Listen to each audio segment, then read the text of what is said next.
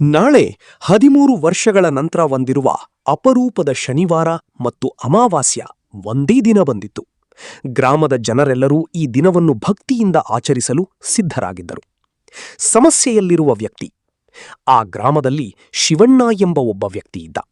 ಅವನ ಜೀವನದಲ್ಲಿ ತುಂಬಾ ಕಷ್ಟಗಳಿವೆ.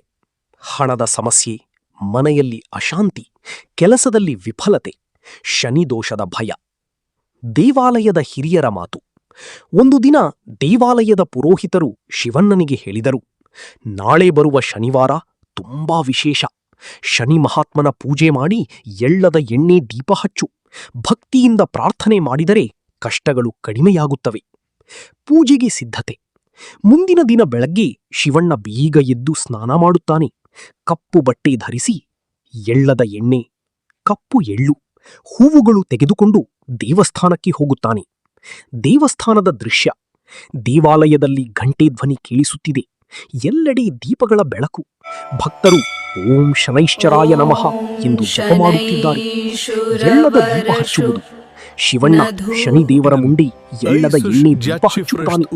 ಕೈ ಜೋಡಿಸಿ ಕಣ್ಣೀರಿನಿಂದ ಪ್ರಾರ್ಥನೆ ಮಾಡುತ್ತಾನೆ. ಶನಿ ಮಹಾತ್ಮನೇ, ನನ್ನ ಕಷ್ಟಗಳನ್ನು ದೂರ ಮಾಡು. ಅದ್ಭುತ ಅನುಭವ. ಆ ಕ್ಷಣದಲ್ಲಿ ಗಾಳಿ ನಿಧಾನವಾಗಿ ಬೀಸುತ್ತದೆ. ದೀಪದ ಜ್ವಾಲೆ ಹೆಚ್ಚು ಪ್ರಕಾಶವಾಗುತ್ತದೆ. ಶಿವಣ್ಣನ ಮನಸ್ಸಿಗೆ ಶಾಂತಿ ಸಿಗುತ್ತದೆ. ಜೀವನದಲ್ಲಿ ಬದಲಾವಣೆ. ಆ ದಿನದ ನಂತರ ಅವನ ಜೀವನದಲ್ಲಿ ನಿಧಾನವಾಗಿ ಒಳ್ಳೆಯ ಬದಲಾವಣೆಗಳು ಬರ್ತವೆ. ಕೆಲಸದಲ್ಲಿ ಯಶಸ್ಸು, ಮನೆಯಲ್ಲಿ ಸಂತೋಷ, ಹಣದ ಸ್ಥಿತಿ ಸುಧಾರಣೆ. ಕೊನೆಯ ಸಂದೇಶ: ಶನಿ ಮಹಾತ್ಮನು ಕಷ್ಟ ಕೊಡುವ ದೇವರಲ್ಲ, ಭಕ್ತಿಯನ್ನು ಪರೀಕ್ಷಿಸಿ ಆಶೀರ್ವಾದ ನೀಡುವ ದೇವರು. ಈ ವಿಶೇಷ ಶನಿವಾರದಲ್ಲಿ ಎಳ್ಳದ ದೀಪ ಹಚ್ಚಿ ಶನಿ ಮಹಾತ್ಮನ ಪೂಜೆ ಮಾಡಿ.